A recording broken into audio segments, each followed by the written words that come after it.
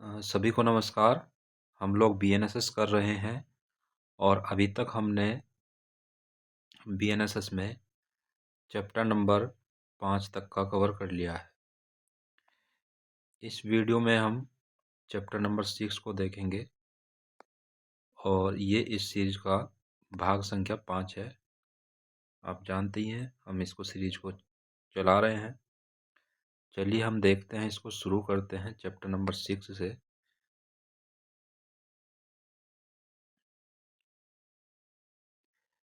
Chapter number 6 जो है आपका, वो हाजिर होने को विवश करने के लिए आदेशिकाओं से संबंधित है।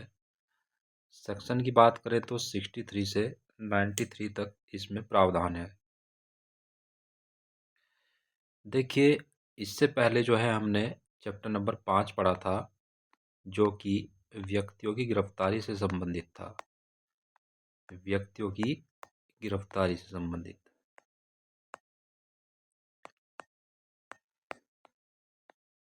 ठीक है। अब उसके बाद जो है ये चैप्टर नंबर 6 है, यानी कि जब किसी व्यक्ति को गिरफ्तार नहीं किया जा सकता या फिर कोई ऐसा मामला है जो असंज्ञेय प्रकृति का है या फिर कोई किसी मामले का कोई साक्षी होता है, ठीक है, या जिस किसी की गिरफ्तारी आवश्यक है, तो वहाँ पर ऐसा व्यक्ति जो गिरफ्तार नहीं किया जा रहा है या फिर अपने आप को गिरफ्तारी से बचा रहा है या फिर किसी जो है असंज्ञेय अपराध में किसी को जो है बुलाना है या फिर किसी साक्षी को बुलाना है, तो वहाँ पर ये आदेशिकाओं का सहारा लिया जाता है। कहने का मतलब यह है कि जो ये विवश करने का जो शब्द इसमें आया है, हाजिर होने के लिए, यानी कि कोर्ट में हाजिर होने के लिए किसी व्यक्ति को विवश करना, ठीक है, किसी व्यक्ति को विवश करना, और उसी के बारे में ये आदेशिकाएं हैं, ठीक है। आदेशिकाएं मतलब आदेश। तो इस चैप्टर में जो है आपका 4 प्रकार के आदेश की बात की गई है। सबसे पहला जो है आपका समन है, समन है। दूसरा जो है आप देखते हैं तो वो वारंट हो जाता है। तीसरा आप देखते हैं वो उद्घोषणा, उद्घोषणा हो जाती है।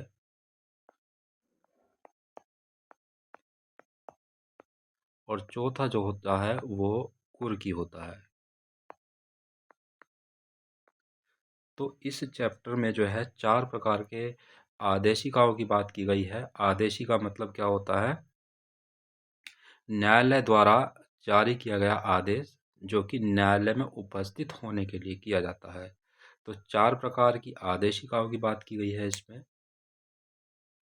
और ये जो विवश करने की बात है, ये केवल जो है अभियुक्त के लिए नहीं होती है, ठीक है।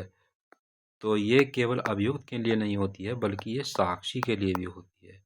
किसी मामले का कोई जो विटनेस है, उसको भी उपस्थित करने के लिए समन, वारंट और जो है उद्घोषणा या फिर कुर्की जारी की जा सकती है, ठीक है। तो मोस्टली जो है ये दोनों जो है ये मोस्टली अभियुक्त के लिए ज़्यादा प्रयोग की जाती है, लेकिन इसका मतलब ये नहीं है कि साक्षी के लिए इनको जारी ना किया जाए। तो चारों की चारों साक्षी के लिए भी जारी की जा सकती है और अभियुक्त के लिए तो की ही जाती है, ठीक है। तो इतना इसमें बेसिक आपको ये ध्यान रखना है। बाकी हम इसमें देखते हैं, सेक्शन नंबर 63 से शुरू करते हैं। सेक्शन नंबर 63 कहता है समन का प्रारूप, यानी कि ये जो बात करता है ये फॉर्म्स ऑफ समन की बात करता है कि समन का प्रारूप क्या होगा, किस प्रकार का समन होगा।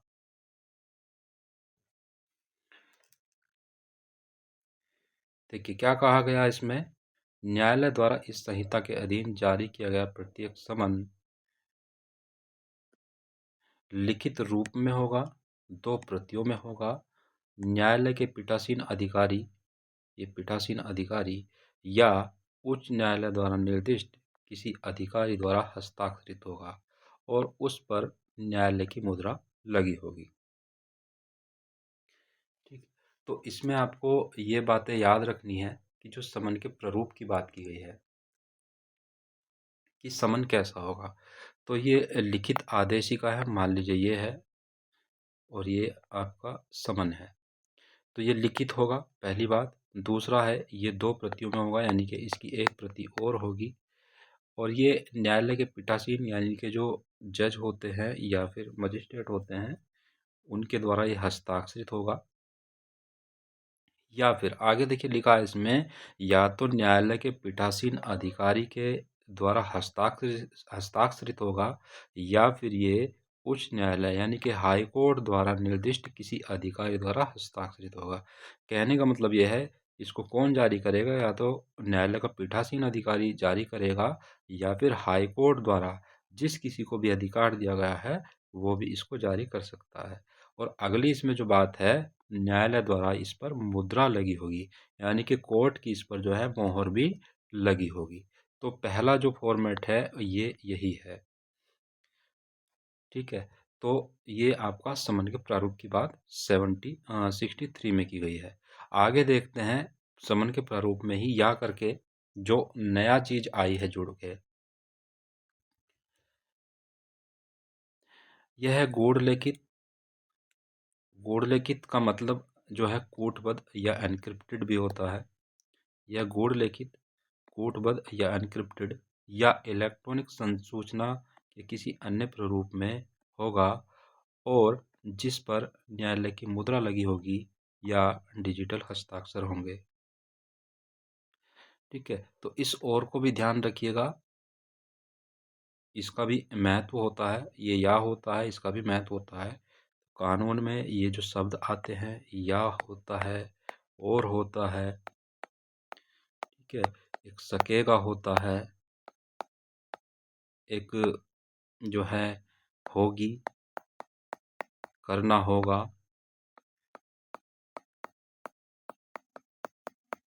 जारी करेगा, आदि जो शब्द होते हैं, करेगा ये भविष्य की बात यहाँ पर इम्पोर्टेंट हो जाती है। तो इन शब्दों पर आपको कानून की पढ़ाई में बिल्कुल ध्यान रखना पड़ेगा। एक होता है बशर्ते की, बशर्ते की, ठीक है। एक होता है आपका परंतु होता है।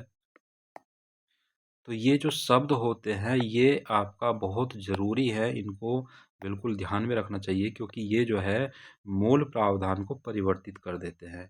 या शब्द में जो है वैकल्पिक आ जाता है, और शब्द में जो है दोनों चीज़ों की बात होती है। सकेगा मतलब जो है यहाँ पर न्यायालय का विवेक आ जाता है, और बाकी होगा, कर सकेगा, जारी, ये सब अनिवार्य प्रावधान हो जाते हैं। तो ये सारे जो शब्द हैं इन पर सबको आपको जो है विशेष ध्यान रखना चाहिए। चलिए अब हम देखें इसमें जो ये बात की गई है एन्क्रिप्टेड की या फिर गूढ़ लिख की, इसको हम समझते हैं।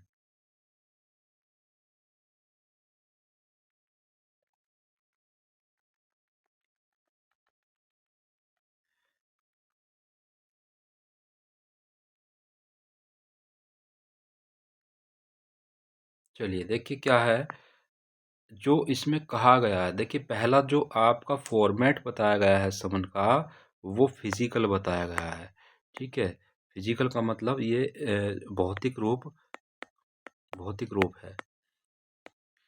फिजिकल का मतलब एक पेपर होगा, उस पर जो है न्यायालय का जो है ये लिखित में होगा, न्यायालय का जो है मोहर लगी होगी, न्यायालय पीठासीन के हस्ताक्षर होंगे।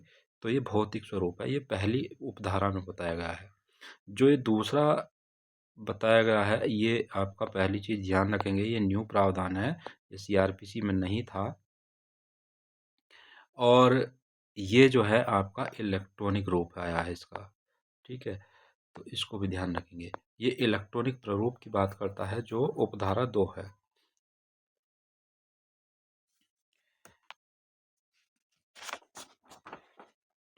तो उपधारा 2 नहीं, इसमें दूसरा पॉइंट है ये, तो इसको ध्यान रखेंगे। अब ये है क्या, इसको देख लेते हैं कि यह किसी गूढ़ लिखित या कूटबद्ध एन्क्रिप्टेड एन्क्रिप्टेड, या मतलब कह रहा है कि या तो ये किसी गूढ़ लेख में होगा, या गूढ़ लेख क्या होता है, जैसे आप देखते हैं जैसे आप वो देखते हैं एक बार कोड होता है। ठीक है। बार कोड होता है, उसमें ऐसे लाइन सी बनी होती है। या आप देख लीजिए एक क्यूआर कोड होता है, उसको आप स्कैन करते हैं, ठीक, ये क्यूआर कोड होता है, क्यूआर कोड होता है या बार कोड होता है। या एनक्रिप्टेड को आप ऐसे भी देखते हैं कि हमने आपको एक मैसेज भेजा जिसमें लिखा है कि आपको जो है आपको न्यायालय में आना है, ठीक है। तो ये आपको जो है एक मैसेज भेजा गया न्यायालय की तरफ से। अब ये जो जाएगा रास्ते में, तो ये ऐसे लिखा हुआ नहीं जाएगा, ये क्या हो जाएगा, एक कोड में परिवर्तित हो जाएगा। इसमें लिख जाएगा, कुछ भी लिख सकता है, SYZ, XYZ हो जाएगा, 1 2 3 4, ये हो जाएगा, ये कुछ भी मतलब जो है ये एक कोड में परिवर्तित हो जाएगा। तो यहाँ पर लिखा है न्यायालय ने कि आपको न्यायालय में आना है, लेकिन ये जो जब जाएगा तो रास्ते में ये एक कोड में परिवर्तित हो जाएगा। तो इसी को बोलते हैं गूढ़ लेखित, या इसको कूटबद्ध, या इसको एनक्रिप्टेड भी बोलते हैं। तो इसको भी ध्यान रखिएगा। तो यहाँ पर क्या है, तो या तो वो कैसे होगा, गूढ़ लेखित होगा, या फिर आगे जो लिखा है या इलेक्ट्रॉनिक संसूचना के किसी अन्य प्रारूप में होगा, यानी कि वो इलेक्ट्रॉनिक कम्युनिकेशन के किसी अन्य फॉर्मेट में वो हो सकता है, ठीक। तो इसको ध्यान रखिएगा कि या तो वो एनक्रिप्टेड होगा या फिर वो इलेक्ट्रॉनिक कम्युनिकेशन के किसी अन्य फॉर्मेट में होगा। तो जैसे आप व्हाट्सएप भी देखते हैं, और व्हाट्सएप की आप जब किसी से नए नंबर से चैटिंग करते हैं व्हाट्सएप पर, तो ऊपर ही लिखा आ जाता है, उसमें देखेंगे आप end to end, end to end, और उसमें लिखा होगा एनक्रिप्टेड, ठीक है। किसी भी व्हाट्सएप की चैट पे देखेंगे वहाँ पर ये आपको ज़रूर मिलेगा। इसका मतलब ये हो रहता होता है कि एंड टू एंड एन्क्रिप्टेड का मतलब है कि आप जिसको संदेश भेज रहे हैं और आपका जो संदेश प्राप्त करता है, उन दोनों के बीच की जो चैट है वो सुरक्षित है। और अगर उस चैट को कोई हैक करता है बीच में, तो वो एन्क्रिप्टेड फॉर्म में उसको दिखेगी। मान लीजिए आपने किसी को हेलो भेजा, और वो जो प्राप्त करता है वो उसको हेलो ही पढ़ेगा। लेकिन अगर कोई बीच में उसको हैक कर लेता है, कोई साइबर क्रिमिनल है, वो उसको आपके चैट को हैक कर लेता है, तो उसको यहाँ पर हेलो नहीं दिखेगा। उसको क्या दिखेगा, उसको एन्क्रिप्टेड फॉर्म में दिखेगा। मतलब क्या होगा, उसको जो है इस तरह से कुछ भी XYZ, या ये तरह से कुछ भी ऐसा लिखा हुआ मिलेगा, लेकिन उसको ये हेलो नहीं दिखेगा। तो यही एनक्रिप्टेड है, यही जो है आपका गूढ़ लेख है। तो कहने का मतलब यह है कि जब न्यायालय किसी को समन भेजेगा तो वो क्या भेजेगा, गूढ़ लेख में भेजेगा, जो इलेक्ट्रॉनिक समन की बात की जा रही है, ठीक है। और वो इसका मतलब ये है कि जिसको वो भेजा जा रहा है उसी के पास वो उसी फॉर्म में जाएगा। अगर बीच में कोई उसको जो है देखना चाहे, उसमें परिवर्तित करना चाहे, तो उसको जो है कूटबद्ध दिखेगा, वो उसी फॉर्मेट में नहीं दिखेगा जिस फॉर्मेट में वो भेजा गया है। हालांकि तकनीकी चीज़ें हैं, और इन पर भी अभी काम चल रहा है, तो आगे चल करके ये भविष्य में आपको देखने को मिलेगा, अभी फ़िलहाल में ये लागू नहीं है। अगला जो है, या फिर वो इलेक्ट्रॉनिक संसूचना के किसी अन्य प्रारूप में, यानी कि ये आप देखते हैं तो ये इलेक्ट्रॉनिक संसूचना का मतलब यहाँ पर इलेक्ट्रॉनिक कम्युनिकेशन से। तो इलेक्ट्रॉनिक कम्युनिकेशन हम कैसे करते हैं, व्हाट्सएप पे करते हैं, टेलीग्राम पे करते हैं, ईमेल पे करते हैं, या फिर किसी अन्य सोशल मीडिया पे, फेसबुक इत्यादि पे भी करते हैं। तो वो किसी भी फॉर्म में हो सकता है, ये कहने का मतलब है।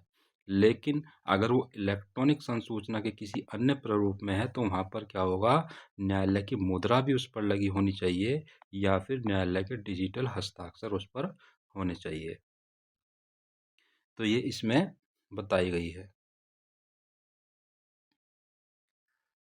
तो इस समन के प्रारूप की बात सेक्शन नंबर 63 में है। एनक्रिप्टेड भी हो सकता है वो। चलिए सेक्शन नंबर 63 के बाद हम आगे देखते हैं इसमें सेक्शन नंबर 64, समन की तामील। तामील का मतलब उसको जो है सर्व करना, ठीक है। सर्व मतलब उसको उसका क्रियान्वयन करना, उसको पूरा करना, निष्पादित करना। 64 कहता है कि समन तो यहाँ पर जो है समन किसी को जारी किया जा रहा है तो उसकी तामील की बात करता है। देखिए क्या लिखा है,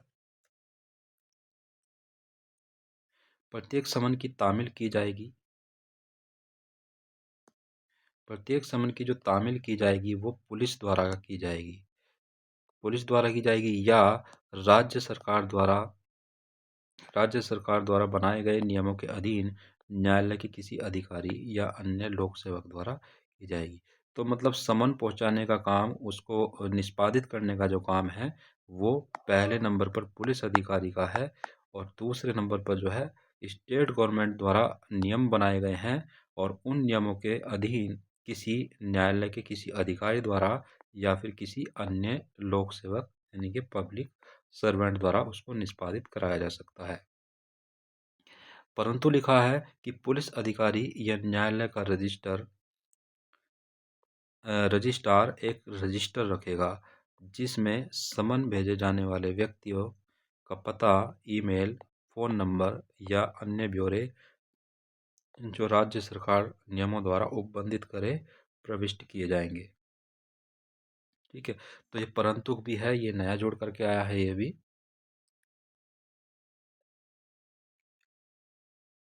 इसको भी ध्यान में रखिएगा। ठीक है, तो यहाँ पर जो है जो समन भेजे जाते हैं उसमें या तो पुलिस अधिकारी, अब पुलिस अधिकारी कौन होगा, जिसकी थाने की सीमाओं का समन होगा वो, या फिर न्यायालय का रजिस्ट्रार एक रजिस्टर रखेगा और उसमें रजिस्टर में क्या क्या दर्ज किया जाएगा, समन भेजे जाने वाले व्यक्ति का पता, ईमेल पता, फोन नंबर और अन्य ब्यौरे जो राज्य सरकार नियमों द्वारा उपबंधित करे उनको प्रविष्ट किया जाएगा यानी कि दर्ज किया जाएगा।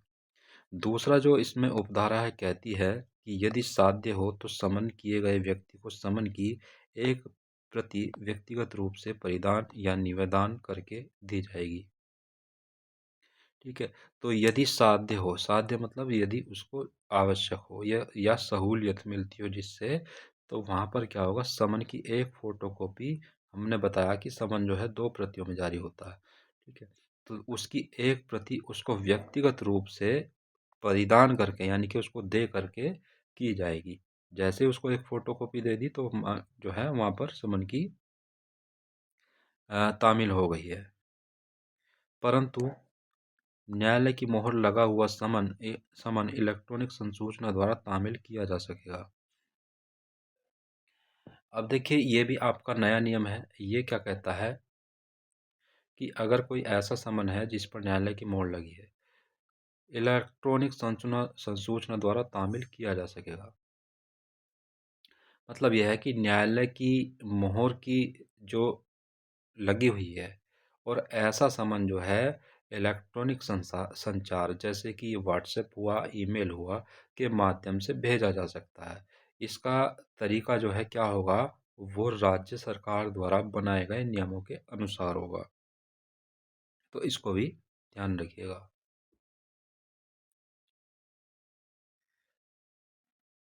अगला जो है तीसरा है इसमें, यदि अपेक्षित हो तो दूसरे प्रति के पीछे हस्ताक्षर करा लिए जाएंगे। मतलब अगर आवश्यकता पड़ती है तो क्या होगा, जो दूसरी प्रति एक प्रति जो है उसको दी जा रही है, ठीक है, एक प्रति तो उसको दे दी, लेकिन जो एक प्रति है, जो दूसरी प्रति है उस पर उसके हस्ताक्षर करा लिए जाएंगे। ठीक है, तो मान लीजिए ये समन है और ये पुलिस वाले हैं, इसको ले करके गए किसके पास, ए के पास गए, तो एक प्रति इसको दे दी जाएगी और दूसरी प्रति पर जो है ये हस्ताक्षर कर देगा, जिससे माना जाएगा कि समन की तामील जो है हो गई है। तो ये आपका धारा 64 है। उसके बाद देखिए धारा 65 को देखते हैं, निगमित निकायों, फर्मों और सोसाइटियों पर समन की तामील।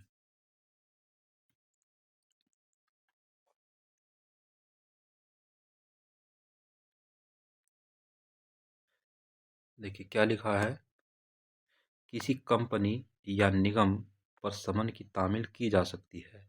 उसके निदेशक, प्रबंधक, सचिव या अन्य अधिकारी पर तामील करके, या भारत में कंपनी निगम के निदेशक, प्रबंधक, सचिव या अन्य अधिकारी के पते पर रजिस्टर्ड डाक द्वारा पत्र भेजकर की जा सकती है। तो कहने का मतलब है जो आपके निगमित निकाय हैं, ठीक है, निगमित निकाय जैसे एलआईसी वगैरह होती है, एलआईसी है या अन्य और इस तरह की कोई कंपनी है, कोई फर्म है, कोई सोसाइटी है, इन पर अगर समन की तामील, क्योंकि ये जो निगमित निकाय फर्म या सोसाइटी होते हैं ये कानूनी व्यक्ति होते हैं और ये खुद चल करके कोर्ट में नहीं आ सकते हैं, तो इसलिए इन पर अगर समन की तामील करानी है तो उस कंपनी के, फर्म के या सोसाइटी के किसी निदेशक पर या उसके प्रबंधक, मैनेजर पर या उसके सचिव यानी कि सेक्रेटरी पर या उसके अन्य किसी अधिकारी पर तामील करके की जा सकती है। और अगर ऐसे भी नहीं की जाती है तो फिर क्या किया जाएगा, तो भारत में कंपनी या निगम के निदेशक या प्रबंधक, सचिव या अन्य प्राधिकारी के पते पर रजिस्टर डाक द्वारा भेज करके उसकी तामील की जा सकती है। ठीक है, तो ये भी आपको ध्यान रखिएगा, ये भी प्रश्न पूछे जाते हैं। ये लिखा भी है इसमें, रजिस्टर डाक द्वारा पत्र भेजकर की जा सकती है और पत्र द्वारा समन की तामील पूर्ण तब मानी जाएगी जब पत्र डाक से साधारण रूप से पते पर पहुंच जाता है। तो जैसे ही जो है वो समन पहुंच जाता है उसके पते पर, वैसे ही समन की तामील पूरी मान ली जाती है।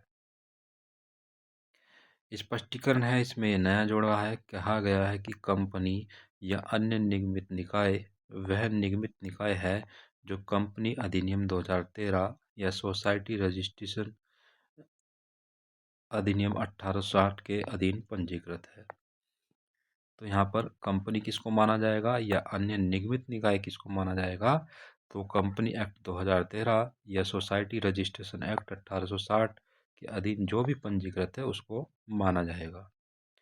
दूसरा जो है इसमें कहा गया है कि किसी फर्म या व्यष्टियों के अन्य संगम पर समन की तामील उसके किसी भी भागीदार पर करके या उनके पते पर रजिस्टर्ड डाक द्वारा पत्र भेजकर की जा सकती है। तो कोई फर्म है या फिर कोई अन्य व्यक्तियों का समूह है, ठीक है, मतलब पार्टनरशिप में जो काम करते हैं, उन पर समन की तामील की बात की जा रही है। तो किसी भी एक पार्टनर पर लिखा है कि भागीदारी पर करके या उनके पते पर, तो किसी भी भागीदार पर, किसी भी पार्टनर पर जो है समन की तामील करके उसको पूर्ण किया जा सकता है या उनके पते पर रजिस्टर डाक द्वारा भेज करके पूर्ण किया जा सकता है। अगला देखिए, धारा 66 है, जब समन किया गया व्यक्ति ना मिल सके तब तामील। 66 लिखा है कि जब समन किया गया व्यक्ति ना मिल सके तब समन की तामील उसके कुटुंब के किसी वयस्क पुरुष, देखिए यहाँ पर पुरुष जो है ये गलत लिखा हुआ है और इसको ध्यान रखिएगा, किसी भी वयस्क सदस्य को जो है समन की एक प्रति देकर की जाए। मतलब जिसके नाम से समन जारी किया गया है यदि वो व्यक्ति नहीं मिलता है तो उस व्यक्ति के परिवार के किसी भी वयस्क सदस्य को, अब वयस्क सदस्य कौन है, वो मेल भी हो सकता है, वो फीमेल भी हो सकती है, लेकिन क्या है वो मेजर होना चाहिए। ठीक है, किसी भी वयस्क सदस्य को समन की एक प्रति देकर की जाएगी। तो पहले जो सीआरपीसी था उसमें ये पुरुष शब्द था, लेकिन इसको अब हटा दिया गया है, क्योंकि बैरक्ट में जो अब हिंदी वाला जो भाषा है वहाँ पर अभी भी पुरुष लिखा हुआ है, लेकिन जो इंग्लिश संस्करण है उसमें ये पुरुष शब्द हट गया है, तो इसको अब हटा देंगे।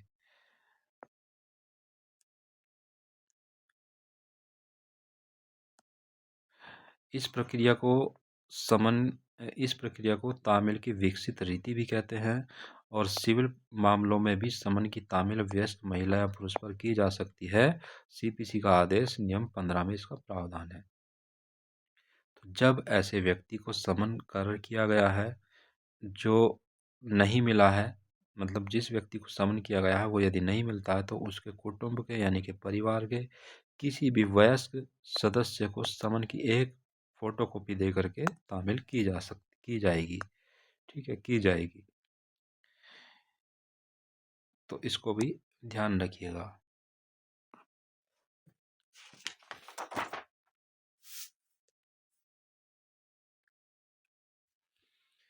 इसमें धारा 66 में एक स्पष्टीकरण भी है, उसको जरूर लिख लीजिएगा, यहाँ पर छूट गया है। और उसमें लिखा है कि जो सेवक होता है, ठीक है, सेवक यानी कि जो नौकर होता है, यदि घर का कोई नौकर है या सेवक है, वो इस धारा के तहत कुटुंब का व्यक्ति नहीं है, मतलब उसको जो है परिवार का सदस्य नहीं माना जाएगा। अगर कोई है उस जो है नौकर को दे देता है एक समन की तामील, तो उसको समन की तामील नहीं माना जाएगा, क्योंकि स्पष्टीकरण में कह दिया है कि सेवक इस धारा के अंतर्गत कुटुंब का सदस्य यानी कि परिवार का सदस्य नहीं है। तो ये स्पष्टीकरण है धारा 66 में, उसको देख करके लिख लीजिएगा बेरखट से। धारा 67 की बात करें तो जब पूर्व उपबंधित प्रकार से तामील न की जा सके तब प्रक्रिया।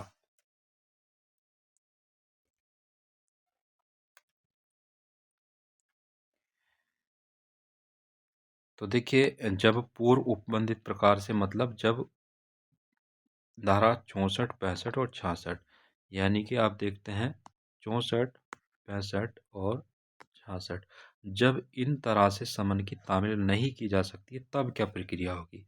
तो जब धारा 64, 65 और 66 में उपबंधित प्रक्रिया से समन की तामील न हो सके, तो समन की दो प्रतियों में से एक प्रति उसके गृह या वास स्थान के सदस्य स्थान पर चस्पा कर दी जाएगी।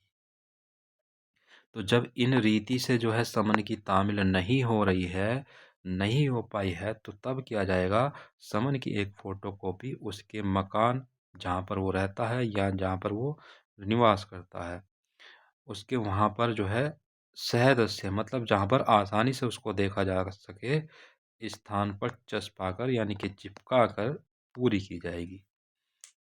तो ये आपका 67 में बताया गया है। चलिए आगे चलते हैं। 68 सरकारी सेवक पर समन की तामील। मोस्टली ये सेक्शन डायरेक्ट पूछा जाता है कि किस धारा में सरकारी सेवक पर समन की तामील का प्रावधान है। तो धारा 68 में है। कैसे की जाती है।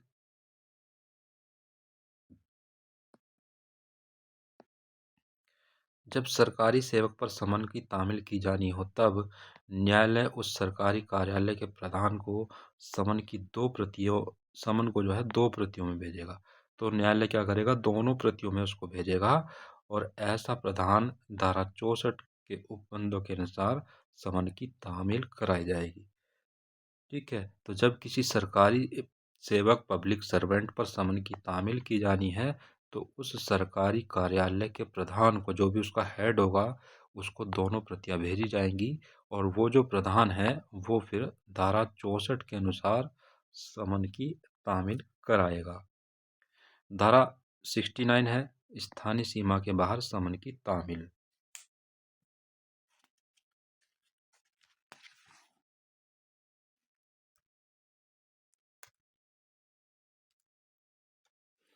क्या कहा गया इसमें। जब न्यायालय यह चाहता है कि उसके द्वारा जारी किए गए समन की तामील उसके स्थानीय अधिकारिता के बाहर किसी स्थान में की जाए, तब वह मामूली तौर पर ऐसा समन दो प्रतियों में से उस मजिस्ट्रेट को भेजेगा जिसकी अधिकारिता में समन की तामील की जाती है या समन किया गया व्यक्ति निवास करता है। ठीक है, तो कहने का मतलब यह है कि जब कोई न्यायालय यह चाहता है कि उसके द्वारा जारी किया गया समन की तामील उसकी स्थानीय अधिकारिता के किसी स्थान पर की जाए तो किस प्रकार से होगी। देखिए मान लीजिए यहाँ पर एक ए शहर है और ये बी शहर है। ए शहर ने क्या किया, समन जारी किया, लेकिन जिसके नाम समन जारी किया वो इसके जुडिक्शन में रहता ही नहीं है। वो कहाँ रहता है, वो बी शहर में रहता है। ठीक है। अब ये ए शहर का मजिस्ट्रेट चाहता है कि मेरे समन की तामील की जाए, तो ये क्या करेगा उसी के बारे में बताया गया है। तो ये जो मजिस्ट्रेट है ये दोनों समन की दोनों प्रतियों को कहाँ भेजेगा, बी शहर के मजिस्ट्रेट को भेजेगा, क्योंकि बी शहर में के मजिस्ट्रेट की अधिकारिता में ही सम्मानित व्यक्ति रहता है। ठीक है। अब जो तामील की जिम्मेदारी होगी बी शहर के मजिस्ट्रेट की जिम्मेदारी होगी। ये मजिस्ट्रेट अब इसकी तामील कराएगा। तो स्थानीय सीमा के बाहर सामान की तामील, सेक्शन 69। धारा 70 क्या कहती है, ऐसे मामलों में और जब तक तामील करने वाला अधिकारी उपस्थित न हो तब तामील का सबूत। ठीक है। परीक्षा के लिए ज़्यादा इम्पोर्टेंट नहीं है, लगभग नहीं है, इम्पोर्टेंट नहीं है परीक्षा के लिए, लेकिन इसमें एक उपधारा जुड़ी है, उपधारा 3, ये नई जुड़ी है। क्या कहती है कि यदि धारा 64 से 71 तक की समन की तामील इलेक्ट्रॉनिक संसूचना के माध्यम से तामील की जाती है तो उसे समन की सम्यक तामील समझा जाएगा। देखिए ये धारा कहती क्या है, ये धारा जो है इस धारा से कनेक्टेड है। ठीक, इससे कनेक्टेड है और ये क्या कहती है कि जब समन की तामील जो है अधिकारिता से बाहर करानी है, स्थानीय सीमा से बाहर होनी है। ठीक है। और जिस अधिकारी ने समन की तामील की है वो अधिकारी उपस्थित ना हो तब तामील का सबूत। देखिए जब समन की कोई तामील की जाती है तो वो पुलिस अधिकारी या जो भी व्यक्ति समन की तामील कर रहा है उसको अदालत को बताना होता है, गवाही देनी होती है कि हाँ समन की जो तामील है वो सम्यक रूप से हो गई है। ठीक है। अब यहाँ पर क्या हो रहा है कि जो धारा 70 है, अब इसको एक उदाहरण से समझिए। मान लीजिए यहाँ पर एक दिल्ली की अदालत है और एक लखनऊ की अदालत है। दिल्ली की अदालत ने कोई समन जारी किया, लेकिन जिसको समन जारी किया गया है वो लखनऊ की अदालत के अधीनस्थ रहता है, मतलब लखनऊ की अदालत के जुडिक्शन में रहता है। ठीक है। ये व्यक्ति, तो यहाँ पर जो दिल्ली की अदालत ने समन जारी किया है वो किसको भेजेगा, वो लखनऊ की अदालत को भेजेगा। 69 आपको ये बात बता दे रही है। अब ये क्या करेगा, ये अदालत जो है अपने अधीनस्थ पुलिस अधिकारी को क्या करेगा, समन भेजेगा कि जो है इसको सम्मानित किया जाए, क्योंकि ये इसके जुडिक्शन में रहता है। अब ये पुलिस अधिकारी जो इसको समन की तामील कर देता है तो इसको जो है यहाँ पर बताना होगा, किसको बताना होगा कि दिल्ली की अदालत को, क्योंकि केस कहाँ पर है, वो दिल्ली की अदालत में है और दिल्ली की अदालत की जो फाइल है उसी में जो है उसको दर्ज किया जाना है कि समन की तामील हो गई है। अब ये है कि ये जो पुलिस वाला है ये दिल्ली जो है आएगा जाएगा केवल इतनी बात के लिए कि जो है मैंने समन की तामील करा दी है, तो उसमें बहुत समय लग जाएगा। उसी समय को बचाने के लिए ये धारा काम करती है। जो इसकी उपधारा है धारा 70 की पहली उपधारा है, वो क्या कहती है कि उसको जो है दिल्ली आने की ज़रूरत नहीं है। ज़रूरत नहीं है तो क्या कर सकता है, वो एक एफिडेविट तैयार करे एक शपथ पत्र तैयार करे और उसको जो है मजिस्ट्रेट के समक्ष तैयार करे, मजिस्ट्रेट के सामने उसको बनवाए और समन की जो दूसरी प्रति है उस पर समन के प्राप्तकर्ता के हस्ताक्षर ले और उसको भी उस एफिडेविट के साथ अटैच कर दे। अब ये जो एफिडेविट तैयार हुआ है, मजिस्ट्रेट के समक्ष तैयार हुआ है, उसमें ये लिखा है कि मैंने समन की तामील करा दी है और दूसरी प्रति पर जो है हस्ताक्षर भी ले लिए हैं, उसको भी उसमें अटेस्ट कर दिया गया है। ठीक है। अब इस एफिडेविट को वो डाक के माध्यम से कहाँ भेज सकता है? दिल्ली भेज सकता है, दिल्ली भेज देगा। अब इसी एफिडेविट को जो है क्या मान लिया जाएगा? इसको पक्का सबूत मान लिया जाएगा कि हाँ समन की तामील हो गई है। अब इससे क्या होगा? यहाँ पर उसका आने जाने का समय बच जाएगा। इस एफिडेविट को ही सबूत के तौर पर मान लिया जाएगा जब तक कि इसको गलत साबित ना कर दिया जाए। तो बेसिकली ये जो धारा 70 है वो यही कहती है।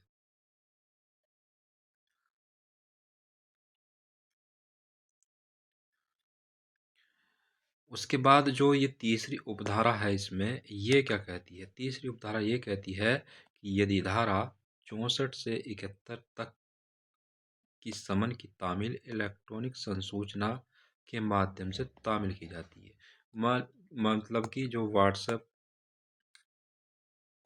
ईमेल आदि इलेक्ट्रॉनिक संसूचना के माध्यम से मान लीजिए स्थानीय सीमा के बाहर उसकी तामील की गई है, तब क्या होगा ये उसके बारे में बता रहा है। तो उसे समन की सम्यक तामील माना जाएगा। तो सबसे पहली बात है उसको भी क्या माना जाएगा कि समन की सम्यक तामील हो गई है।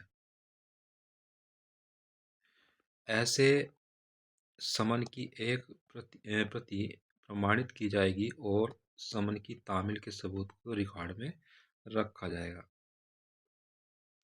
तो उपधारा 3 जो है वो आपका इलेक्ट्रॉनिक कम्युनिकेशन के बारे में है, समय बचाने के लिए है।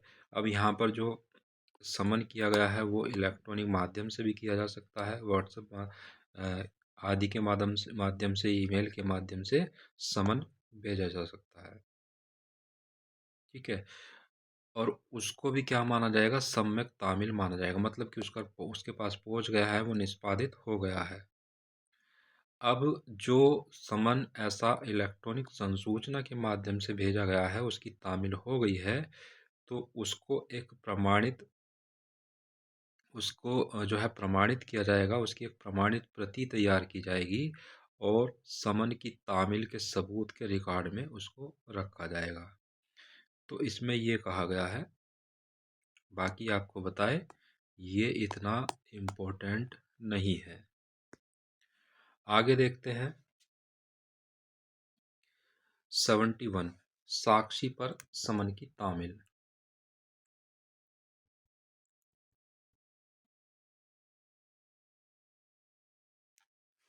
क्या कहता है? समन जारी करने वाला न्यायालय आदेश दे सकता है कि साक्षी पर समन की तामील इलेक्ट्रॉनिक संसूचना द्वारा या रजिस्टर्ड डाक द्वारा अतिरिक्त रूप से की जाए। तो एक तो भौतिक रूप से समन की तामील हो रही है कॉपी भेज करके, और दूसरा जो ये साक्षी पर समन की तामील की बात हो रही है, तो आदेश दे सकता है न्यायालय कि ऐसे साक्षी पर भौतिक तामील के अलावा, भौतिक समन भेजने के अलावा जो है उसको इलेक्ट्रॉनिक संसूचना के माध्यम से भी भेजी जाए, यानी कि व्हाट्सएप या ईमेल आदि से भी भेजी जाए या फिर रजिस्टर्ड डाक द्वारा भी भेजी जाए। तो अतिरिक्त रूप से भेजने की बात की जा रही है। जब साक्षी पर समन की तामील है होनी है तो वहाँ पर भौतिक रूप के अलावा यहाँ पर इलेक्ट्रॉनिक रूप से या डाक द्वारा भी अतिरिक्त रूप से कराई जा सकती है। दूसरी उपधारा कहती है कि जब न्यायालय को समाधान हो जाता है कि साक्षी द्वारा हस्ताक्षरित समन की अभिस्वीकृति या डाक कर्मचारी द्वारा तात्पर्य पृष्ठांकित की साक्षी ने समन लेने से इनकार कर दिया है, प्राप्त हो चुकी है। या धारा 70(3) के अधीन समन के सबूत का परिधान हो चुका है, तो वह घोषित कर सकेगा कि समन की तामील सम्यक रूप से कर दी गई है। ठीक है। तो ये जो कहने का मतलब है, जो 71 कह रही है, वो पहली चीज आपको बता दिए कि साक्षी पर जो समन की तामील है वो अतिरिक्त रूप से इलेक्ट्रॉनिक संसूचना या रजिस्टर्ड डाक से भी की जा सकती है। अब ये दूसरा पॉइंट जो कह रहा है वो तामील की मान्यता की बात कर रहा है। कह रहा है कि जब साक्षी द्वारा हस्ताक्षरित समन की तामील अभिस्वीकृति, मतलब जब न्यायालय को पता चल जाए कि साक्षी ने समन पर हस्ताक्षर कर दिए हैं और उसको उसकी अभिप्राप्ति मिल गई है, तो क्या न्यायालय घोषित कर सकता है वहां पर कि समन की तामील सम्यक रूप से कर दी गई है। दूसरा बिंदु जो है इसमें यह कह रहा है कि डाक कर्मचारी द्वारा तात्पर्य पृष्ठांकित की साक्षी ने समन लेने से इनकार कर दिया है। मतलब डाक द्वारा जो है समन भेजा गया साक्षी को, और उसने डाकिया मिला, डाकिया ने उसको दिखाया कि आपके खिलाफ समन आया है, और ऐसा व्यक्ति क्या है, समन लेने से इनकार कर देता है।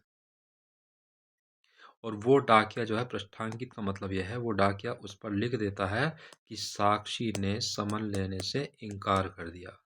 जब उसने ऐसा लिख दिया तो ऐसे लिखे हुए को भी क्या है, मान लेगा कि समन की सम्यक तामील हो गई है।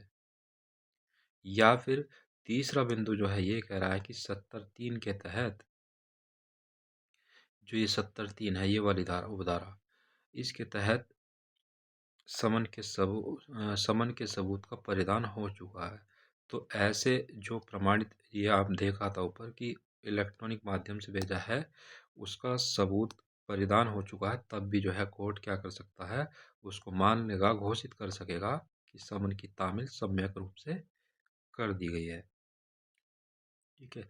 तो बेसिकली नियम क्या है कि जब किसी व्यक्ति को न्यायालय में बुलाना है तो उसको समन जारी किया जाता है, और समन जब तक तामील नहीं होगा आगे ही कार्रवाई नहीं होती है, क्योंकि ये जरूरी है कि व्यक्ति को सूचना मिल जानी चाहिए कि हाँ, उसको न्यायालय में बुलाया गया है। बिना समन के जो है कार्रवाई आगे नहीं बढ़ती है। मतलब उसको, किसी व्यक्ति को बुलाना है तो उसको समन करके ही बुलाया जाएगा, तभी उसकी गवाही उसमें दर्ज होगी। बिना समन के अगर न्यायालय बुलाता है और उसको रिकॉर्ड में लेता है तो वो मान्य नहीं है, वो तकनीकी बिंदु है, उसको चैलेंज किया जा सकता है। चलिए आगे देखते हैं हम 72, गिरफ्तारी के वारंट का प्रारूप और अवधि। देखिए, आपको शुरू में बताए थे कि जो आदेशिका होती हैं वो 4 तरह की होती हैं इस चैप्टर के तहत। पहला समन है, जिसको हमने देख लिया। दूसरा वारंट है, जो कि आपका 72 से शुरू होता है। तीसरा जो है आपका उद्घोषित व्यक्ति है, उद्घोषित व्यक्ति यानी कि भगोड़ा घोषित करना। और चौथा आपका कुर्की होता है। तो पहला ये हो गया, और दूसरा पॉइंट ये है आपका। क्या कहता है गिरफ्तारी के वारंट का प्रारूप और अवधि। देखिए क्या कहता है कि न्यायालय द्वारा इस संहिता के अधीन जारी किया गया गिरफ्तारी का प्रत्येक वारंट लिखित होगा, न्यायालय के पीठासीन अधिकारी द्वारा हस्ताक्षरित होगा, और उस पर न्यायालय की मोहर लगी होगी। तो जो भी वारंट जारी किया जाएगा उसमें क्या प्रावधान है।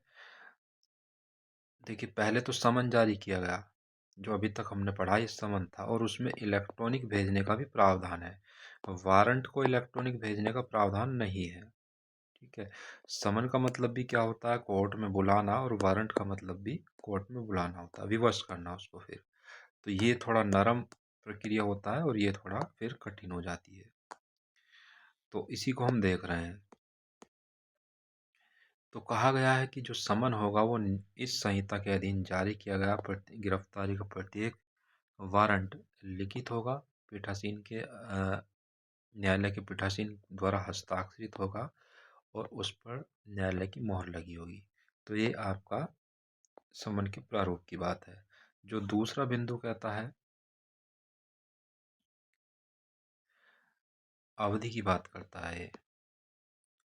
ठीक, कहता है कि गिरफ्तारी के वारंट की अवधि, तो कब तक वो चलेगा? तो जब तक वारंट का निष्पादन ना हो जाए, मतलब जब तक उस वारंट में लिखे हुए व्यक्ति को गिरफ्तार न कर लिया जाए, उसका निष्पादन न हो जाए, तब तक वो जारी रहता है। उसे जारी करने वाले न्यायालय द्वारा रद्द न कर दिया जाए। तो यदि उस वारंट को जारी करने वाले न्यायालय ने उसको निरस्त कर दिया है, तो भी जो है वो, मतलब वो तब तक बना रहेगा जब तक उसको निरस्त ना कर दिया जाए उस कोर्ट द्वारा जिसने उसको जारी किया है। ठीक है,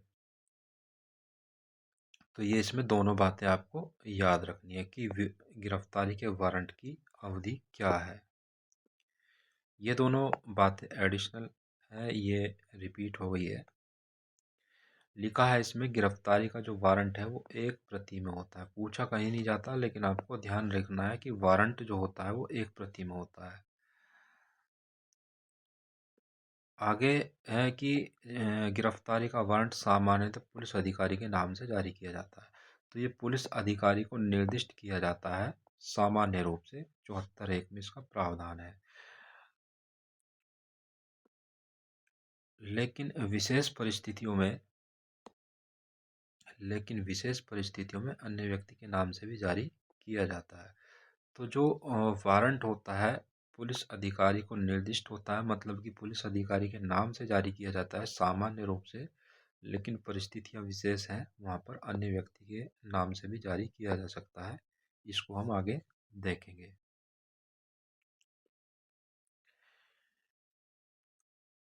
ठीक है, अब यहाँ पर जो आप ये देख रहे हैं पूरा, ये तो इसी को आप NBW भी कहते हैं, सामान्यतः नॉन नॉन अवेलेबल वारंट। ठीक है, स्पष्ट प्रावधान नहीं है कि किस धारा के तहत जो है वारंट जारी किया जाता है या गैर जमानती वारंट जारी किया जाता है, तो वो स्पष्ट प्रावधान नहीं है। लेकिन यहाँ पर इससे अर्थ निकलता है कि ये जो धारा है कि जब तक वारंट का निष्पादन न कर दिया जाए या उसको जारी करने वाले न्यायालय द्वारा रद्द न कर दिया जाए।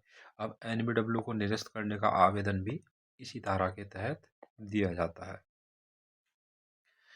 तो इसको जो है थोड़ा सा ध्यान रखिएगा, हालांकि परीक्षा में इस तरह से नहीं आता है प्रश्न। आगे है धारा 79। धारा 79 के तहत गिरफ्तारी के वारंट का निष्पादन पूरे भारत में कहीं भी किया जा सकता है। तो ये आपको पहले भी बताए थे कि जो गिरफ्तारी का वारंट है उसको पूरे भारत में कहीं पर भी लागू किया जा सकता है, उसका निष्पादन किया जा सकता है। 73 देखिए, धारा 73, प्रतिभूति लिए जाने का निर्देश देने की शक्ति। क्या कहता है कि अदालत जब वारंट जारी करती है तो वह उसके पीछे यह लिख सकती है कि यदि आरोपी व्यक्ति एक जमानत पत्र भरता है और पर्याप्त प्रतिभू यानी कि गारंटर देता है, तो उसे गिरफ्तार करने वाला व्यक्ति अधिकारी हिरासत से छोड़ देगा।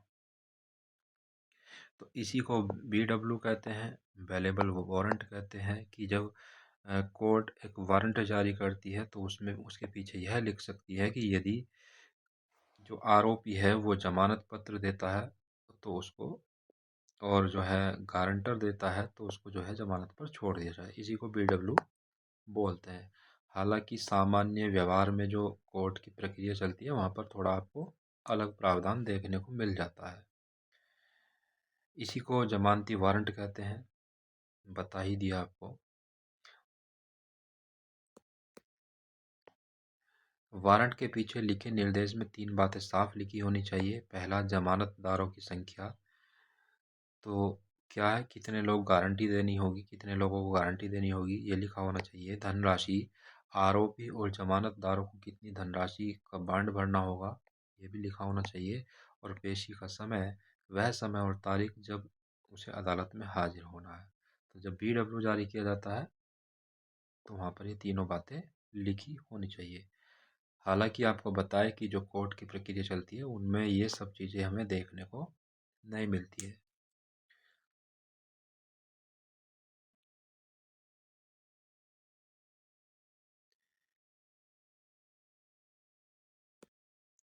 तीसरा बिंदु जो कहता है कि जब पुलिस अधिकारी या वारंट तामील करने वाला व्यक्ति जमानत ले लेता है तो वह उस बांड को वापस उसी अदालत में भेज देगा जिसने वारंट जारी किया था।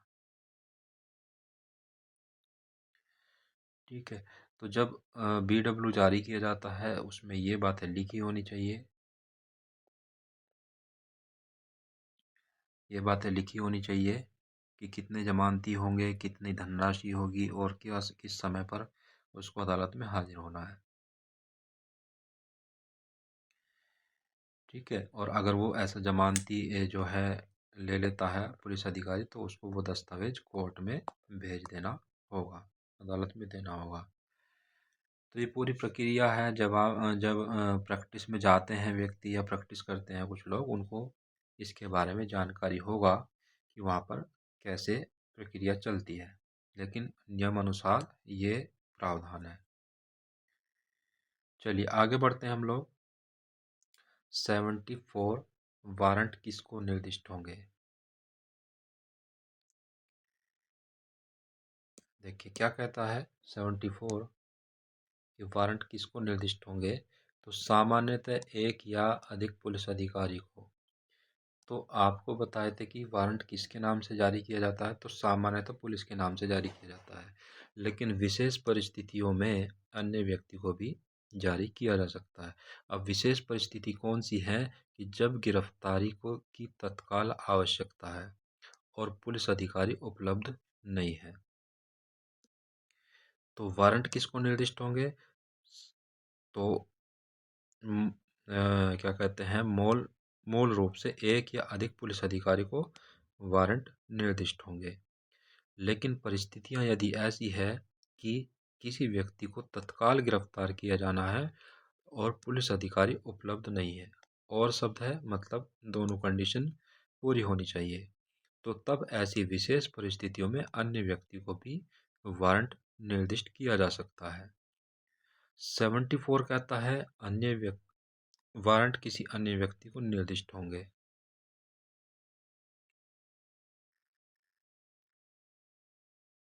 देखिए क्या कहता है 75। तो यहाँ पर देखिए मुख्य न्यायिक मजिस्ट्रेट या प्रथम वर्ग मजिस्ट्रेट अपनी स्थानीय अधिकारिता के अंदर पुलिस के अलावा किसी अन्य व्यक्ति को निम्न अपराध के लिए वारंट निर्दिष्ट कर सकते हैं। तो कौन है? पहले तो यहाँ पर CGM की बात हो रही है या फिर फर्स्ट क्लास JM की बात हो रही है। ठीक है। किसी अन्य व्यक्ति को, पुलिस के अलावा किसी अन्य व्यक्ति को भी निम्न अपराधों के लिए वारंट निर्दिष्ट कर सकते हैं। तो कौन से अपराध हैं? कोई सजा याफ्ता कैदी है जो भाग गया है, मतलब कोई कन्विक्टेड पर्सन है जिसको सजा बोल दी गई है और वो भाग गया है, उसके लिए। दूसरा है घोषित अपराधी, यानी कि जिसको अपराधी घोषित कर दिया गया है, या फिर ऐसा कोई व्यक्ति जो गैर जमानती अपराध का आरोपी हो और गिरफ्तारी से बच रहा हो। तो यहाँ पर उनको पकड़ने के लिए CGM या फर्स्ट क्लास JM गिरफ्तारी का वारंट अन्य व्यक्तियों को, पुलिस के अलावा मतलब पुलिस को भी कर सकते हैं और अन्य व्यक्तियों को भी कर सकते हैं। ठीक है। तो ये आपका 75 है। 78 जो है ये क्या है? गिरफ्तार किए गए व्यक्ति का न्यायालय के समक्ष बिना विलंब के लाया जाना, ये 24 घंटे के अंदर। तो जब किसी व्यक्ति को गिरफ्तार किया जाता है तो उसको न्यायालय के समक्ष अविलंब लाया जाएगा, बिना देरी के लाया जाएगा, और 24 घंटे के अंदर उसको लाया जाएगा यात्रा के समय को छोड़ करके। तो इसमें भी यही है। ये सब इतने इम्पोर्टेंट नहीं है, ये पूछे नहीं जाते हैं अधिकांशतः, फिर भी आपको बता दिए हैं। ये भी बहुत कम पूछा जाता है, लेकिन इसको सेक्शन को डायरेक्ट ज़्यादा पूछा जाता है कि किस सेक्शन में ये प्रावधान है। तो ये डायरेक्ट पूछा जाने वाला प्रश्न है इस धारा से। उसके बाद देखिए 79 क्या कहता है, आपको पहले भी बताए हैं कि वारंट का निष्पादन कहाँ पर किया जा सकेगा, तो पूरे भारत में कहीं भी किया जा सकता है। 79 के बाद सीधा हम चलते हैं 82 पर। क्या कहता है कि जिस व्यक्ति के विरुद्ध गिरफ्तारी का वारंट जारी किया गया है उसके गिरफ्तार होने पर प्रक्रिया। तो जब किसी व्यक्ति को गिरफ्तार किया गया है, उसके गिरफ्तार होने पर प्रक्रिया की बात की जा रही है।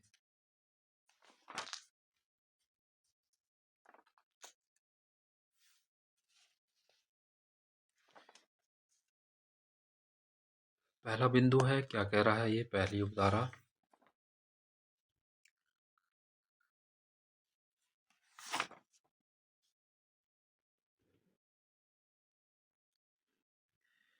देखिए क्या है कि जब जिले के बाहर गिरफ्तारी के वारंट का निष्पादन करके किसी व्यक्ति को गिरफ्तार किया जाता है, तब उस व्यक्ति को उसी जिले के कार्यपालक मजिस्ट्रेट या जिला पुलिस अधीक्षक या पुलिस आयुक्त के समक्ष पेश किया जाना।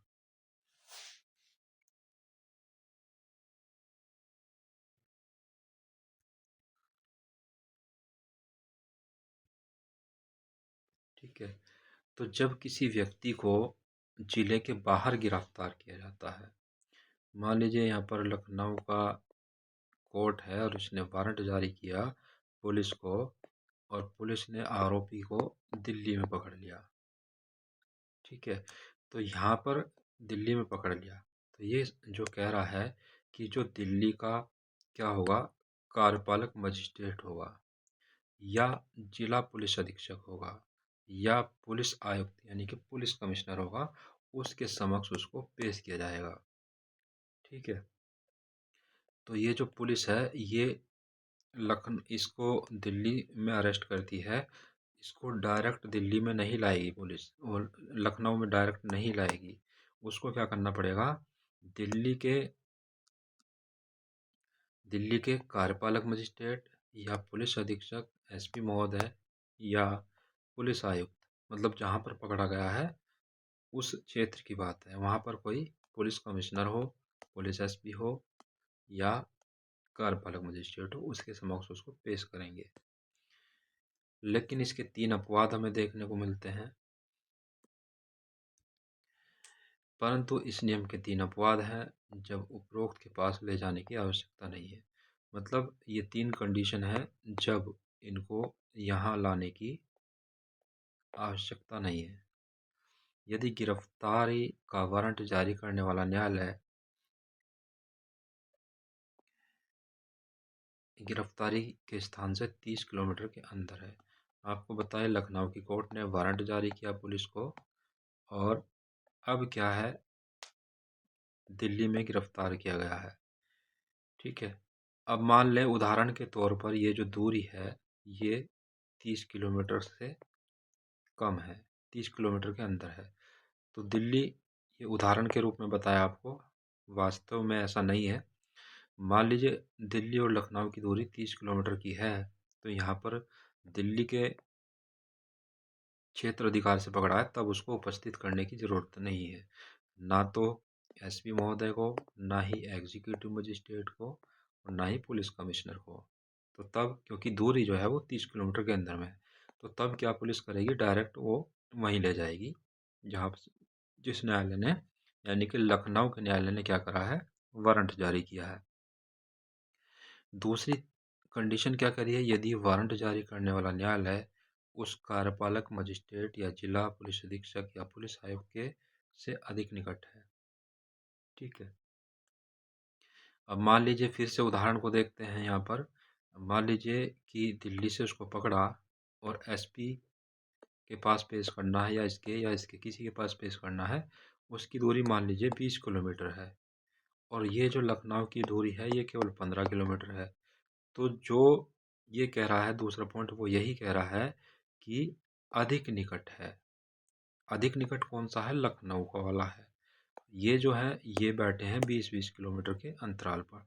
तो जो अधिक निकट है वहां पर उस न्यायालय में ले जाया जाएगा। और तीसरा बिंदु कहता है यदि धारा 73 के अधीन प्रतिभूति ले ली गई है तो गिरफ्तार किए गए व्यक्ति को मुक्त कर दिया जाएगा। तो 73 के अधीन जो है उसको जमानत लेकर के छोड़ दिया गया है तो अभी उसको जो है पेश करने की जरूरत नहीं है, तब वहां पर उसको मुक्त कर दिया जाएगा। तो ये आपका 82 कहता है उपधारा 1।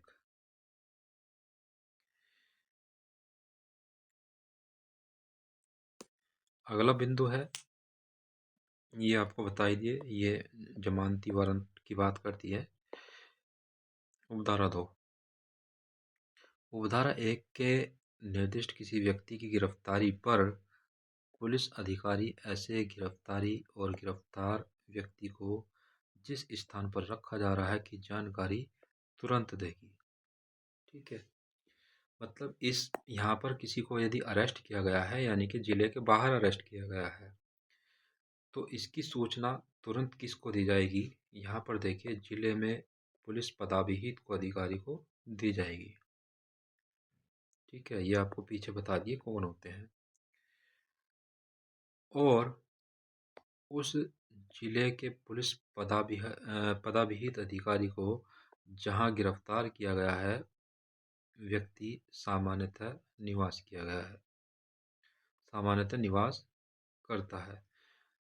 ठीक है, तो दोनों पुलिस पदाधिकारी को जो है सूचना दी जाएगी जहाँ से उसको अरेस्ट किया गया है और जहाँ पर वो सामान्य रूप से निवास करता है। तो ये इम्पोर्टेंट है आपका ये, क्योंकि ये आपका नया जोड़ करके आया है, इसको याद रखिएगा।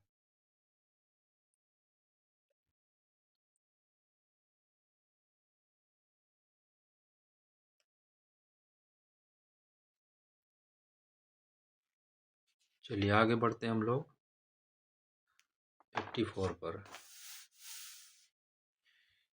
तो ये तीसरी आदेशिका है, फरार व्यक्ति की उद्घोषणा। आपका पहला समन था, दूसरा वारंट था और तीसरा ये उद्घोषणा है। तो ये 84 में है। तो ये क्या कहता है? फरार व्यक्ति की उद्घोषणा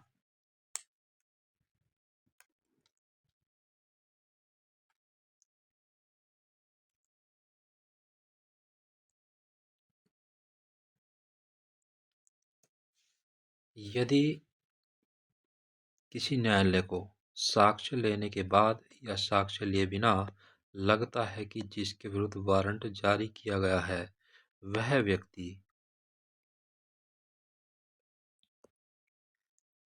व्यक्ति फरार हो गया है या गिरफ्तारी से बचने के लिए अपने आप को छिपा रहा है, जिससे वारंट का निष्पादन नहीं किया जा सकता, तो न्यायालय ऐसे व्यक्ति को विनिर्दिष्ट समय और स्थान पर हाजिर होने के लिए लिखित उद्घोषणा प्रकाशित कर सकता है।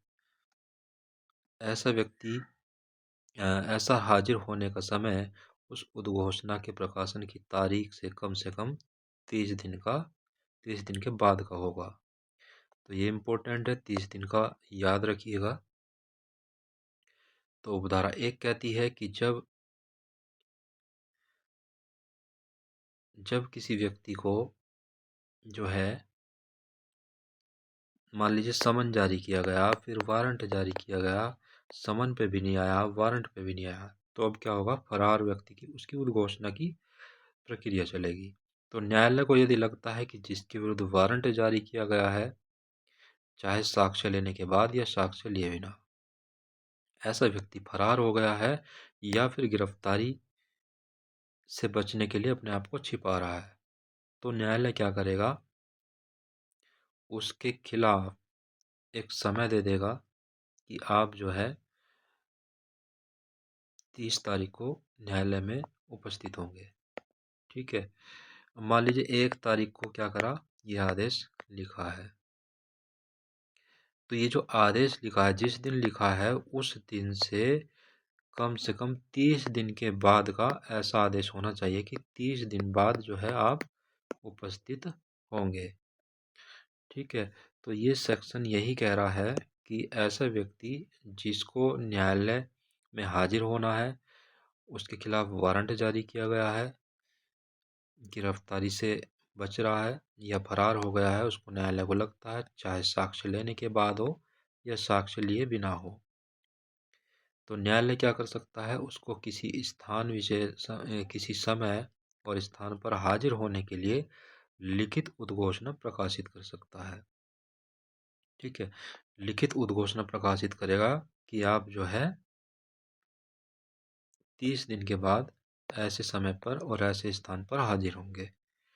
तो ये जो उद्घोषणा प्रकाशन किया जा रहा है वो 30 दिन के बाद का होना चाहिए। मतलब जो उपस्थित होने का समय है वो कम से कम 30 दिन के बाद का होना चाहिए। हाजिर होने का समय उद्घोषणा प्रकाशन की तारीख से कम 30 दिन के बाद होना चाहिए। अगला देखिए इसमें,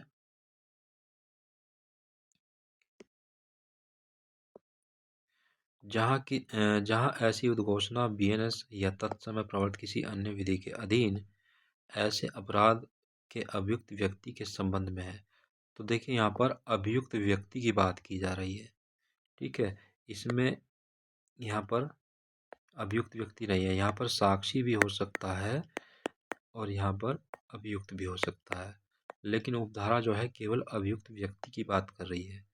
तो जहाँ ऐसी घोषणा बीएनएस या तत्समय प्रवर्तित किसी अन्य विधि के अधीन ऐसे अपराध के अभियुक्त व्यक्ति के संबंध में है जिसने 10 वर्ष या अधिक के कारावास से या आजीवन कारावास से या मृत्युदंड से दंडनीय अपराध किया है, मतलब आरोपी बनाया गया है, और ऐसा व्यक्ति उद्घोषणा में विनिर्दिष्ट समय और स्थान पर हाजिर होने में असफल रहता है, वहाँ न्यायालय उचित जांच के बाद अभियुक्त को फरार उद्घोषित प्रकट कर सकता है और उसके प्रभाव की घोषणा कर सकता है।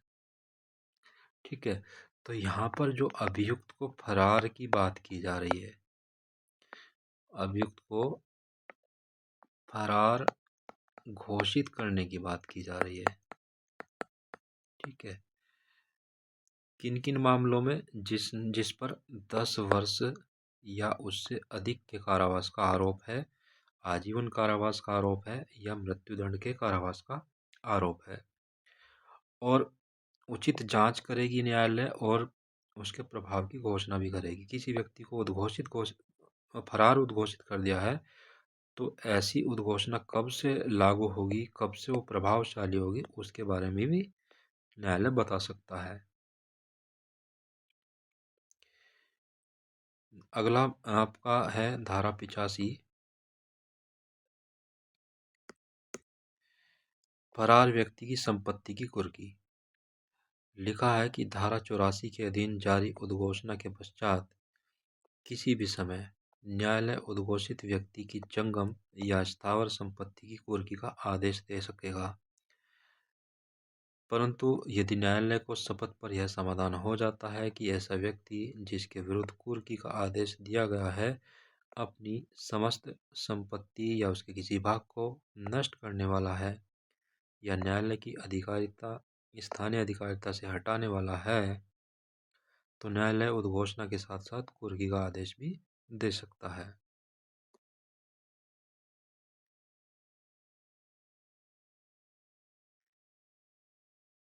ठीक है। तो यहाँ पर जो बात हो रही है वो यही हो रही है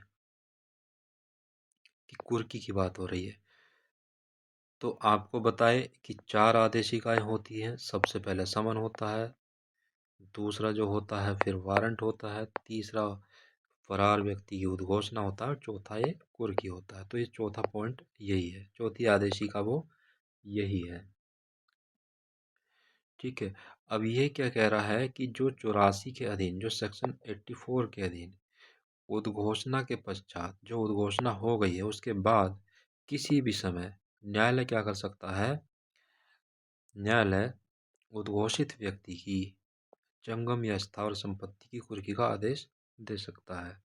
तो फिर से यहाँ पर जो है अभियुक्त भी आता है, और साक्षी भी आता है। ठीक है, दोनों आते हैं।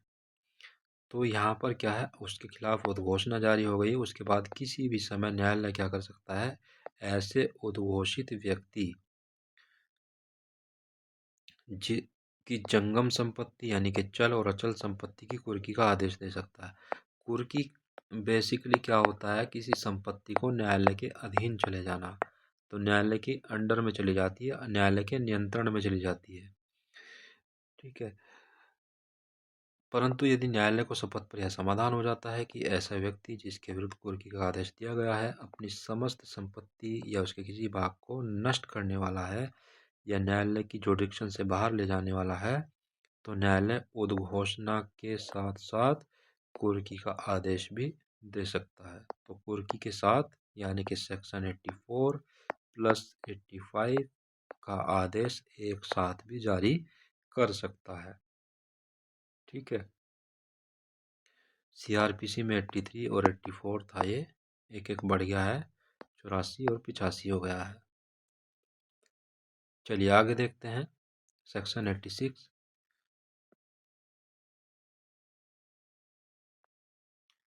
धारा 86 जो है उद्घोषित व्यक्ति की संपत्ति की पहचान और कुर्की के बारे में है। ये धारा आपकी नई धारा है, न्यू है ये, और इम्पोर्टेंट हो जाती है, इसीलिए सीआरपीसी में नहीं थी। क्या कहा गया है, उद्घोषित व्यक्ति यानी कि जो धारा 84 के तहत जिसको उद्घोषित किया गया है उसकी संपत्ति की पहचान और कुर्की के बारे में है। तो बेसिकली ये जो है ऐसे व्यक्ति के बारे में है जिसकी संपत्ति भारत से बाहर है। ठीक है, ऐसे व्यक्ति की संपत्ति जिसको उद्घोषित किया गया है न्यायालय ने और उसकी संपत्ति की कुर्की की जानी है, लेकिन उसकी संपत्ति कहाँ है, भारत से बाहर है, अंतर्राष्ट्रीय स्तर पर है, उसके बारे में बात करती है। क्या कहा गया है,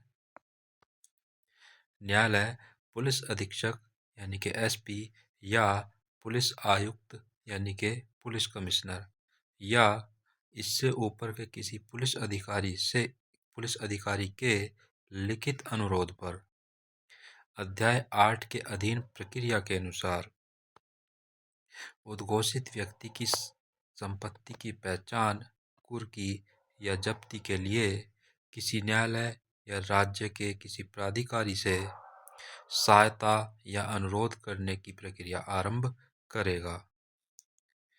तो यहाँ पर जो बात की गई है, आपको बताए कि ऐसा व्यक्ति जिसको न्यायालय ने उद्घोषित कर दिया है और उसकी संपत्ति की कुर्की की जानी है, लेकिन संपत्ति कहाँ पर है उसकी, भारत से बाहर है। ठीक है, किसी अन्य देश में है, तो वहाँ पर क्या है, यदि एसपी रैंक का अधिकारी या पुलिस कमिश्नर रैंक का अधिकारी या उससे ऊपर की रैंक का कोई भी पुलिस अधिकारी है, क्या करता है, कोई लिखित अनुरोध करता है, तो वहाँ पर क्या होगा, अध्याय 8 के अधीन प्रक्रिया के अनुसार उद्घोषित व्यक्ति की संपत्ति की पहचान, कुर्की या जब्ती के लिए किसी न्यायालय या राज्य के किसी प्राधिकारी से। ठीक है, अब यहाँ पर जो न्यायालय का तात्पर्य होगा वो उस देश के न्यायालय से होगा। ठीक है, जो जिस देश में संपत्ति है या फिर उस देश के किसी प्राधिकारी, तो ये जो दूसरा शब्द है प्राधिकारी, ये भी उसी देश के प्राधिकारी से होगा, तो उस देश के प्राधिकारी से सहायता का अनुरोध करेगा। ठीक है, कि ऐसे व्यक्ति की संपत्ति की पहचान कराइए, फिर उसकी कुर्की या जब्ती कराइए। लेकिन इसमें यह भी आपको ध्यान रखना पड़ेगा, ऐसे देश के साथ जो है हमारे देश का संबंध होना चाहिए, यानी कि संधि होना चाहिए। ठीक है, तो अंतर्राष्ट्रीय स्तर पर ये धारा काम करने के लिए बनाई गई है। केवल उन संपत्तियों पर लागू होती है जो अनुबंधकारी यानी कि संधि युक्त राज्य हैं और भारत से बाहर किसी दूसरे देश में है। ठीक है, तो ये जरूरी है कि उस देश के साथ भारत का जो है कानूनी ऐसा समझौता होना चाहिए।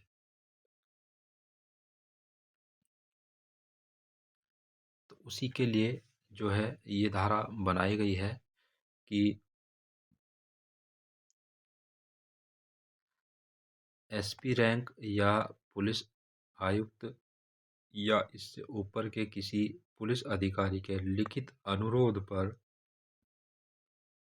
विदेशी प्राधिकारियों से सहायता मांग सके और उसकी प्रक्रिया को आरंभ कर सके। तो ये आपको नई धारा है, ये ध्यान रखनी है। अगली धारा है 87, कुर्की के बारे में दावे और आपत्तियां। धारा 85 की अपील है, ये जो आप देख रहे हैं इसकी ये अपील है। तो धारा 85 जो है फरार व्यक्ति की संपत्ति की कुर्की के बारे में है और उसी कुर्की के दावे और आपत्ति देने के संबंध में है। कहा गया है कि यदि कुर्क संपत्ति में किसी अन्य व्यक्ति का हित है तो वह अन्य व्यक्ति उस हित के लिए दावा या संपत्ति या आपत्ति के लिए आवेदन उसी न्यायालय में कर सकता है कुर्की की तारीख से 6 महीने के अंदर। ठीक है, अब मान लीजिए किसी मकान में दो व्यक्ति रहते हैं, ए और बी किसी आरोप में फंसा हुआ है, उसको उसकी संपत्ति को कुर्क कर लिया गया। अब ए की संपत्ति के साथ साथ बी की संपत्ति भी कुर्क हो गई है, ठीक है, गलती से। तो अन्य व्यक्ति का मतलब यहाँ पर क्या है, जिस व्यक्ति की संपत्ति कुर्क की गई है उससे कोई अन्य व्यक्ति है और उसकी संपत्ति की कुर्की के साथ साथ अन्य व्यक्ति की संपत्ति भी कुर्क हो गई है। तो वह अन्य व्यक्ति उस हित के लिए अपना दावा या कोई आपत्ति का आवेदन है उसी न्यायालय में कुर्की की तारीख से 6 महीने के अंदर कर सकता है। ठीक है, ये आपका 6 महीने वाला कॉन्सेप्ट पूछा जाता है, तो ध्यान रखिएगा। अगला है धारा 85(2) के आदेश की अपील का आवेदन सीजीएम को किया जा सकता है। सीजीएम उसकी जांच अपने अधीनस्थ को दे सकता है। तो सेक्शन 85 है ये और इसका ये है 85(2) है। 85(2) जो बात करता है वो बात करता है यदि व्यक्ति की संपत्ति किसी अन्य जिले में है, ठीक है, जिले के बाहर है, उसके बारे में है, उसको पढ़ लीजिएगा एक बार, वहाँ से आपको पता चल जाएगा। तो 85(2) के बारे में जब संपत्ति जो है जिले के बाहर है और उसको कुर्क कर लिया जाता है और उस संपत्ति में किसी अन्य व्यक्ति का भी हित छिपा हुआ है तो वहाँ पर जो है आवेदन जो किया जाएगा वो सीजीएम को किया जाएगा, चीफ जुडिशियल मजिस्ट्रेट को किया जाएगा।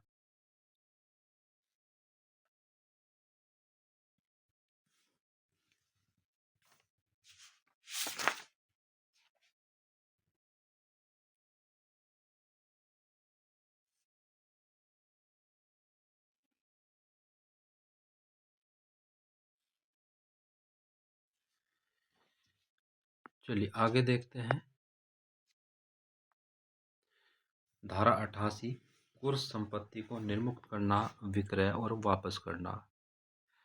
यदि उद्घोषित व्यक्ति विनिर्दिष्ट समय में हाजिर हो जाता है तो उसकी संपत्ति निर्मुक्त कर दी जाएगी। तो मान लीजिए किसी व्यक्ति की संपत्ति को कुर्क कर लिया गया है और फिर भी उसको समय दिया गया है कि अगर आप 6 महीने में आ जाते हैं तो आपकी संपत्ति आपको निर्मुक्त कर दी जाएगी।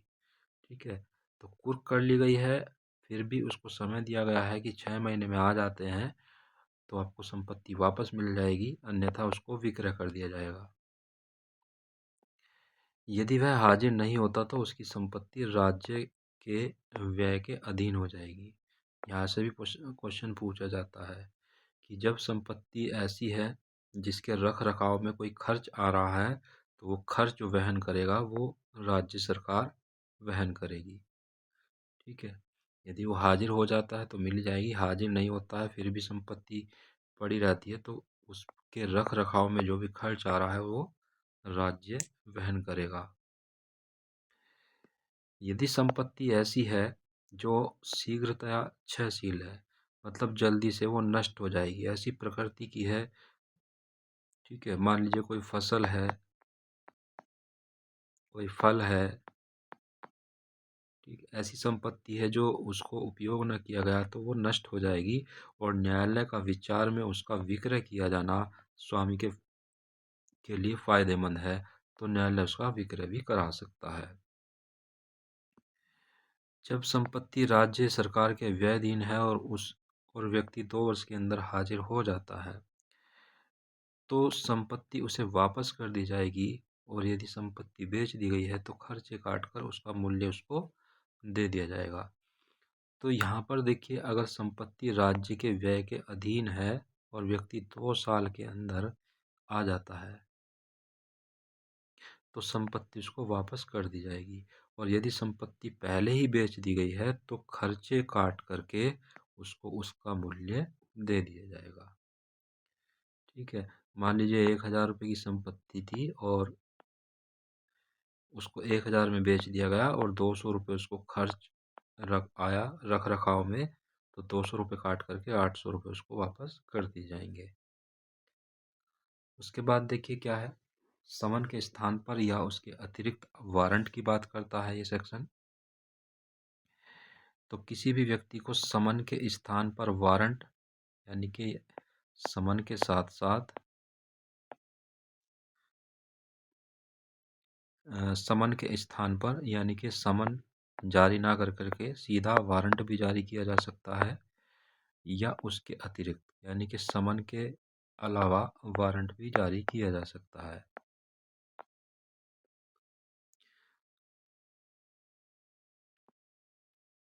सेक्शन 91 कहता है हाजिरी के लिए बंद पत्र या जमानत पत्र लेने की शक्ति। तो ये कहता है सेक्शन, यदि कोई ऐसा व्यक्ति है जिसको समन करके बुलाया जाना है लेकिन वो न्यायालय में पहले से ही उपलब्ध है, पहले से ही वो न्यायालय में बना हुआ है, तो ऐसे व्यक्ति से फिर समन की प्रक्रिया का पालन करना जरूरी नहीं है। वहाँ पर उससे वहीं पर बंद पत्र या जमानत पत्र जो है लिया जा सकता है। सेक्शन 93 जो है 92 जो है वो कहता है हाजिरी के लिए हाजिरी का बंद पत्र या जमानत पत्र भंग करने पर गिरफ्तारी। तो जो उससे बंद पत्र लिया गया था वो उसको भंग करता है तो वहाँ पर उसकी गिरफ्तारी भी की जा सकती है। ठीक है। तो ये आपका सीधे सीधे पूछे जाने वाले प्रश्न है, अंदर से ऐसी कोई बात नहीं है, फिर भी आप पढ़ लीजिएगा एक बार। उसके बाद देखते हैं, उसके बाद इसमें सेक्शन 93 भी है। ठीक है। उसको भी थोड़ा समझ लीजिए वो क्या कहता है।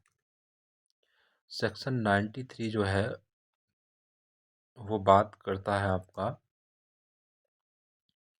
हाजिरी का बंद पत्र, नहीं, वो जो सेक्शन 93 बात करता है वो कहता है कि इस अध्याय के उपबंधों का साधारणतया समनों और गिरफ्तारी के वारंटों को लागू होना।